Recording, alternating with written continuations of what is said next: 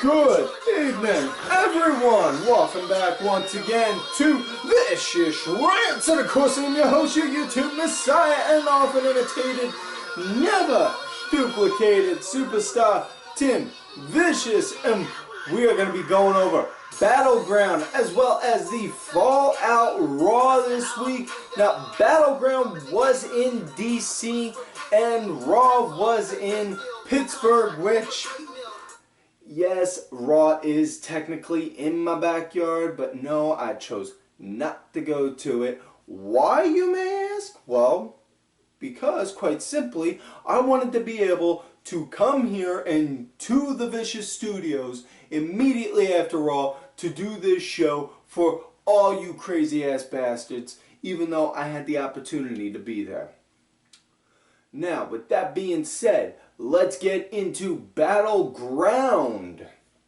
I'm just going to say it right here, right now, folks. Overall score for the product, I'm going to give the show the early score right here, right now. Something we try and do different here at the here on Vicious Rants than some other shows. Overall score for the show right now, I'll say right now, Battleground, probably the best pay-per-view they've done in 2016 yet. You know, a couple matches were a little iffy and some endings were a tad questionable. But aside from that, you know, overall on the entire show, it was a good show. It was a great show. Good action, you know. It really does feel like they're starting to try and get back into more action-based, have the wrestling tell the story instead of having promos tell the story. You know? Now, with that being said, first match of the night, it was on the kickoff show, Usos versus Breezeango. Wango, Tango, Lama, Wanga, Ding, Dango, fuck. Yeah. That's one hell of a name. Kind of sounds like a little fruity drink you get at the club. But yeah. Breezeango, Wango, Tango wound up actually looking good. They were coming out, yeah, they're looking good together, you know. It was really fast-paced the entire time. Ended really quick, and I mean really quick, even for a pre-show match, you know. Yep. They wound up, yep. Uso 2, I believe, went to go and do the splash off the top, the big Superfly splash off the top. Did that, and Tyler Breeze put his knees up, wound up hitting him, and then just rolled him out, and then got him with a quick roll up after that. 1, 2, 3. That's it. Now, on to the main show. First match of the night, women's tag match, Charlotte and Dana Brooke versus Sasha and her mystery partner.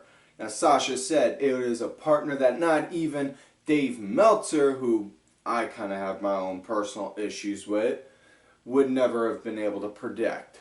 So, who could she have picked? Bayley! Yes! That was nuts. I freaked out. I wound up doing like I did just like Bayley does and gave my nephew who was watching me like a big giant hug, and he just had this look of on him the whole time, which yeah, it was great seeing her. Bayley, huge talent. Now, before I go into the match, do want to say they did do a post-match interview with Bayley asking where is she going from here. She said this was just a one-time deal because she was being asked to help a friend. She's still going to be in NXT because her main goal is to win back the women's title, which, fully understandable. NXT is now starting to try and become its own third brand, you know?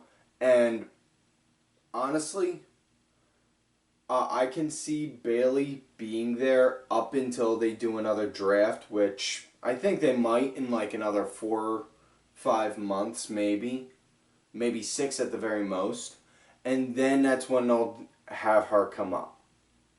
You know, If not then most likely at the very earliest after SummerSlam.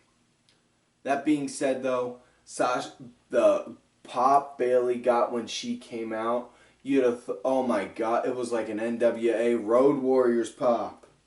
It was phenomenal hearing that for her. You know, it's Bayley is everything that is good and pure in wrestling. You know, and I've said this before. Bayley is like that little sister everyone always had that was like, hey, can I be a wrestler? Can I go and wrestle? Can I wrestle with you guys? Yeah, go ahead. Go wrestle over there. And then when she does, she goes and kicks ass, and you're like, whoa. But yeah, enough with the ass kissing and flattering and, you know, putting her up on the pedestal. Let's get into this match before my ADD kicks in again.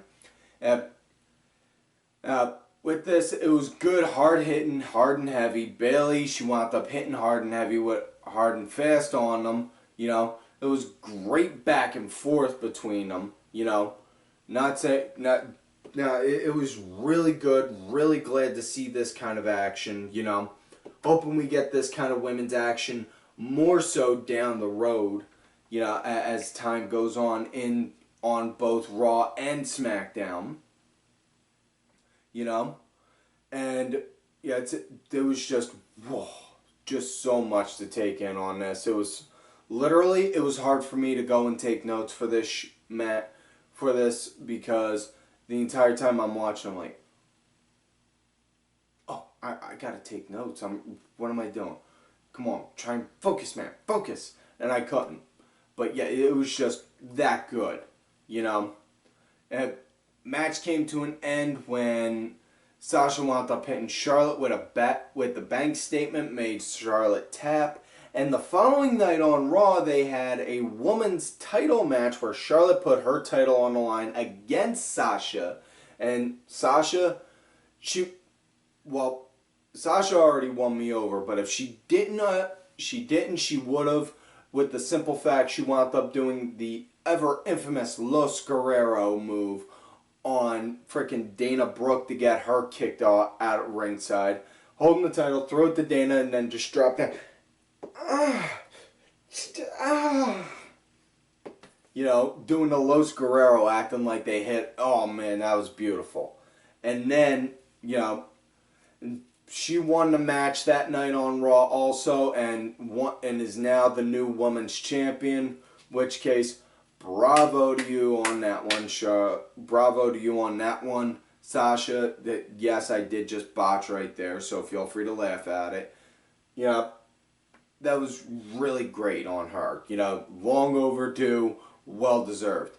Now, next match up, 6-man tag match, The New Day versus the Wyatts. The last time we're ever going to see the Wyatts together, because Wyatt Family got drafted to different shows. Now, New Day came out. Woods still looking a little scared. But, you know, still coming out, rocking, playing Francesca too. Like that.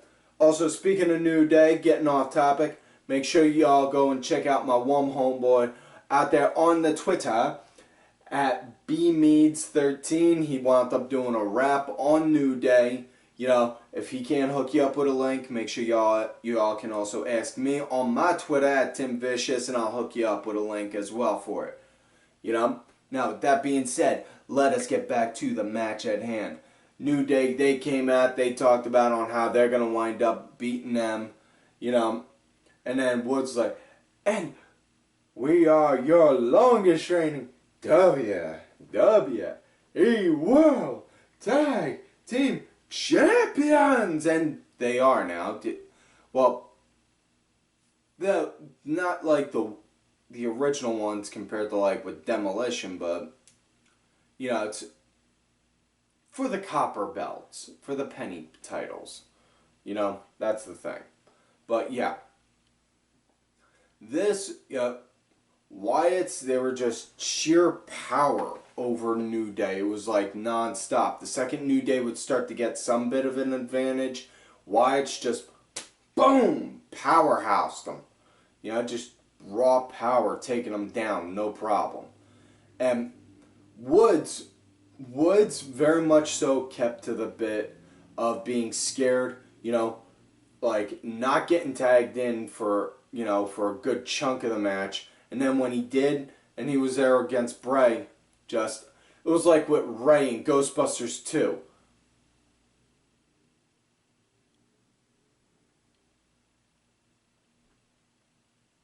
And then he snapped out of it and just started going berserker on him. Which, way cool to see, because, you know, it's like seeing that whole event story of conquering your demons, so to say. You know, yeah, it's at Woods, he got over his fear of Bray. But, yeah, it's match wound up coming to an end, though, when Bray wound up hitting Sister Abigail on Woods. So, while it was cool to see that, and it's kind of cool to see the Wyatts break up on a good note, having a win, it's still kind of sad to see them break up. You know. But that being said, yeah. Next matchup, Rusev versus Zack Ryder, with Rusev's US title on the line. Now, this one I was actually rooting for Ryder to win on, because I wanted Ryder to win, so that way he could take the title to SmackDown. Not only that, this match was also a good way to tell on how the match for the Intercontinental title would help go. Now, with that, much like on how the Wyatts were with the New Day, Rusev, he was just very much so powerhousing and using power moves on Ryder. You know? It's that, but Ryder, much to his advantage, he wound up using his speed, used speed to his advantage, which case, you never want to underestimate someone. You could have somebody built like the fucking mountain going up against somebody built like Spike Dudley. You know, never sacrifice speed for strength, because guarantee, speed will wind up finding a way to be able to target out that big giant. And Ryder basically wound up doing that, wound up being able to get in his advantage, started working him, wound up even going up to the top, doing tribute to Randy Savage with the Hail to the King elbow, coming down. Probably the best way I've ever seen it countered. Normally you see people roll out of the way, you know, to avoid the elbow. Rusev instead kicked his knees up, and then, boom, Ryder just hit them, landed. It's like, go! But, yeah, it's a Rusev, he wound up getting the win with the accolade, so yeah.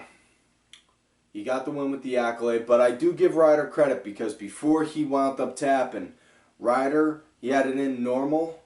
Ryder, he was starting to wiggle free and start to pop out.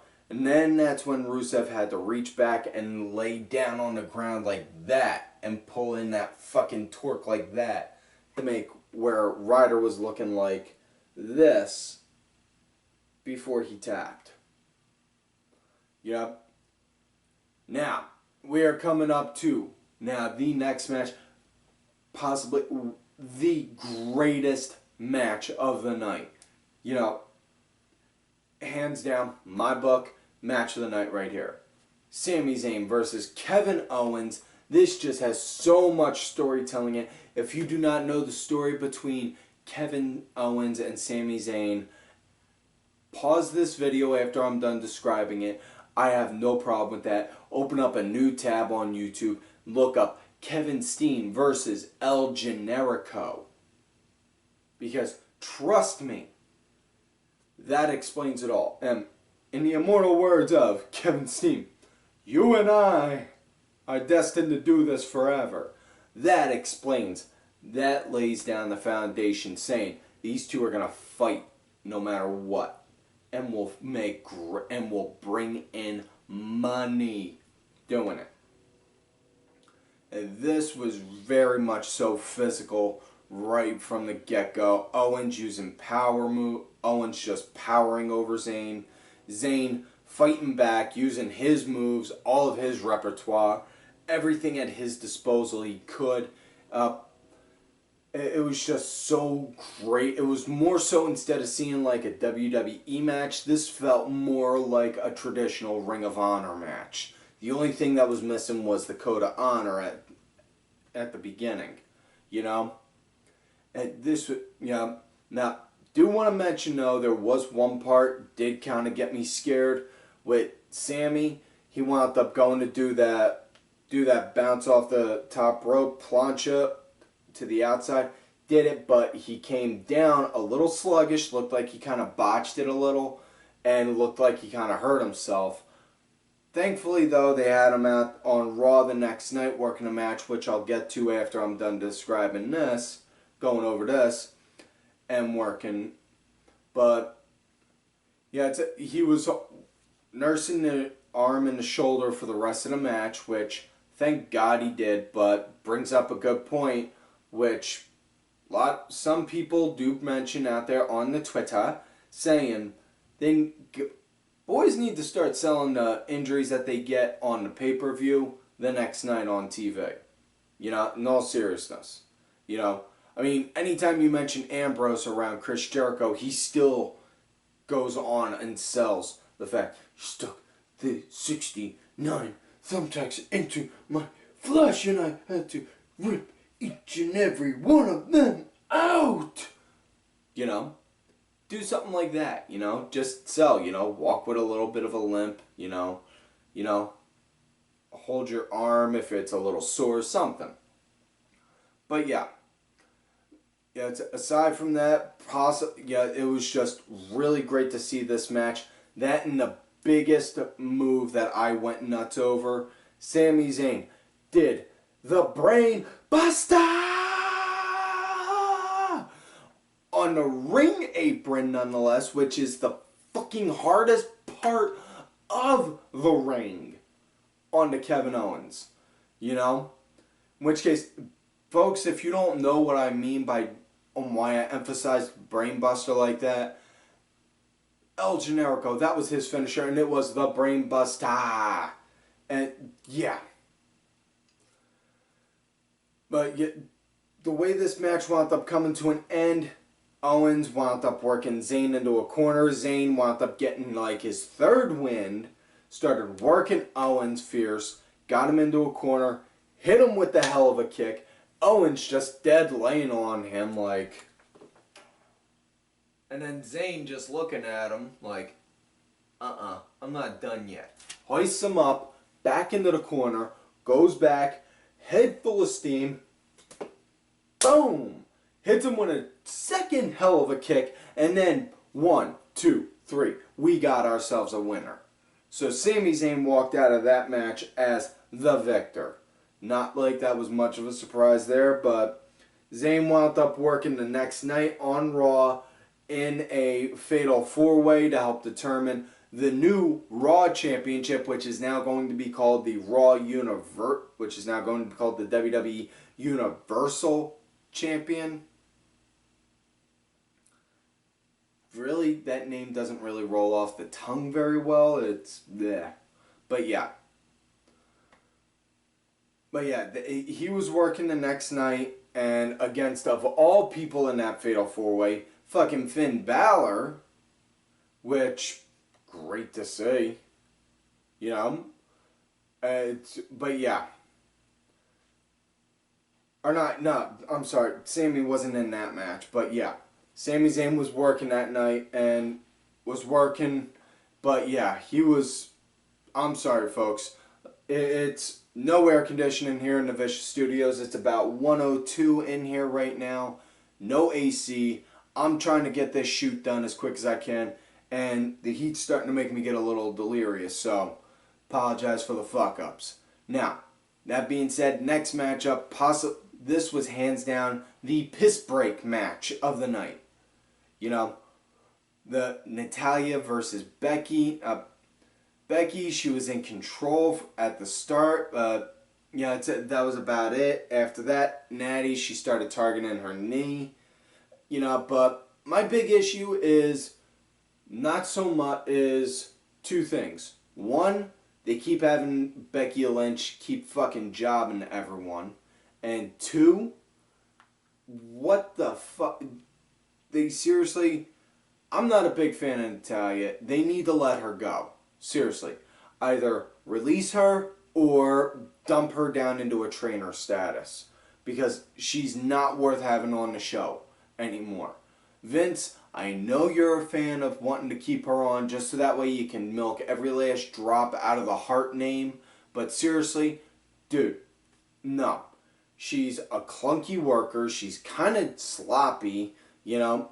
And the last time she wound up, and, you know, her last good heel bit of, you know, her only good work as heel was when she was running with Beth Phoenix, you know. And it's just, no. Not only that, she did a horrible sharpshooter. She goes to do the sharpshooter so bad, she makes the Rocks look good. What the hell does that tell you? You know? But, this was the piss break match of the night. Yeah. Natty wound up winning with the sharpshooter, so, Now, next matchup, we had Darren Young versus Miz for Miz's Intercontinental title. And this one, I was hoping for Darren to win, so that way he would take the IC to Raw. With this one, it was a good pace, and it was really good grounding work by both guys. You know, it's just the ending was just really just all sorts of fucked up. I mean, it was cool having the fact that you had Bob Backlund in Darren's corner and Miz's wife Maryse in the other, because not often you have two managers outside the ring at the same time during a match. But Maryse started trying to give crap to Backlund. Backlund was like just, well, being Bob Backlund, screaming and yelling, and then she slapped him. He fell down, and then she just did, he hit me. Like no, that's like the kind of shit you see like a little kid do. Like when a grown-up goes and slams their hand down on the table, and then they'll just do, like that, like, the fuck? And then Miz gets out of the ring, starts giving crap. The Backlund, Darren goes and grabs him, and then the ref just calls for the bell. Yeah. It made no sense. But after the match, after the post-match part of it, though, is what made it all worth it, because Darren wound up doing the crossface chicken wing, and then after, as he's walking back with Backlund, he did just like Bob Backlund did with the, looking at his hands after he did it, like, you know, which, little things like that help build and tell story. Which, that right there, all that tells me is they're going to wind up making Darren go and use that move to eventually win the title. And when he does, he's going to wind up going all kinds of batshit crazy just like Backlund, which is going to be fucking awesome. Now, next matchup, we got ourselves trios action. John Cena, Enzo, and Cass versus Styles, Anderson, Gallows, The Club. And now this was really good, you know, really liked on how Enzo and Cass went and focused on taking out Gallows and Anderson right off bat. You know, they went to go and work on them to take them out early. Yeah, it was really nice and good, kind of a brawl feel. Especially, yeah, one of the signature moves with Enzo and Cass. Enzo, he'll get a running start, and Cass, he'll help boost him up over the rope for a dive. And Styles went to go run after Cass, missed, and then Cass threw Styles over the rope, which wound up hitting everyone out there. You know, but it was good seeing all that. And yeah, started to more so turn into an all-out brawl, you know, midway to the match, right up until about the end, you know, I would say. But the match wound up coming to an end when Cena hoisted Styles up from the second rope. They hit him with a super AA. And then got the 1, 2, 3. So, you know, they're both on SmackDown. So it was obvious they were gonna do that to help stretch out the feud between them two. You know, I mean, come on, really? Now, next matchup we got, it is the main event. Seth Rollins versus Roman versus Dean for the championship. First things first, I just want to clear it up right off bat. You know, Roman, I may not be his biggest fan whatsoever, but dude, the sea of boos he got when he returned. Holy shit. That was fucking nuts. You know? That was nuts right there. Now, do want to also point out, you know, Mick Foley, Stephanie McMahon, Daniel Bryan, and Shane McMahon were all sitting ringside also during this match. You know, Seth, you know, one thing did like right at the beginning of the match, Seth, he was being kept out of the ring right at the beginning of it. You know, and it was more so Dean and Roman wanting to fight each other until eventually Seth, you know, just got in there, you know, and this just had a really, this was, normally with triple threats you have that one person that feels like a third wheel. None of these guys felt like they were a third wheel in here, you know. Each one wound up working beautifully in it, you know. Yeah, it was just, had a really great fight feel, you know, with all three of them. Like I said, you know, it's just, no third wheel, unnecessary person in there in it, you know. That, probably one of the cooler things, surprisingly seen, was Roman being taken out, and he was put through the Spanish table, courtesy of Seth and Dean. It was, they actually set him up to give him a spike, the double power bomb, the shield power bomb, through the Spanish table. And then after that, they just looked like, and then they went back in and they started working each other for a good while. And then, you know, after a while, Roman got back in, started catching up with them on it.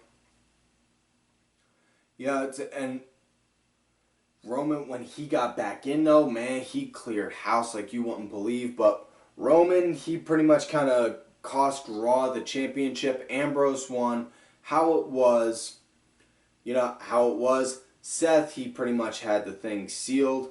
You know, Seth, he went and got, Seth wound up getting speared by Roman. Seth, he was getting, or should say, Rollins, he was getting ready to go and take out Ambrose. And then Seth wound up going, getting a brawl with Roman, which case then led Seth to try get ready to go pedigree him. Roman countered, wound up giving him a spear, and then Ambrose got in, bam, gave him the dirty deeds, and then got the 1, 2, 3. So yeah, that was it. So overall score for this pay-per-view, I would have to say I'd give it an 8.5. You know. Now, do want to mention though, Seth, he does have a guaranteed shot at the WWE Universal title, you know, at SummerSlam, and they had a match, they had matches on Raw to determine who the #1 contender is for it, so it wound up going that, so the main event for Raw wound up eventually accumulating between Roman and Finn Balor, and Finn won. So at SummerSlam, we're going to get fucking Finn Balor versus Seth Rollins. And heaven help if he comes out with the demon bit. So that is it for this week's show, folks. So please do not forget to like the video, subscribe to the channel, go back, watch some of the other episodes. Look for me on Twitter at Tim Vicious. Make sure you also look for my backup account, Tim_Vicious. Also follow all of these cool-ass cats right here on the Twitter. Vicky Earls, Axel Mulligan, Sunday Segway, Simply Sabrina, WWE Grandpa, Aaron_Deborah. My executive producer who provided the music for this week's show, Mr. Oliver Ben. His music's out there on iTunes, Spotify, Xbox Gold. The details on that are in the description box, as well as my client, Bronx Bench Forever. And folks, like I always tell y'all, you love me great, you hate me. Fuck yous.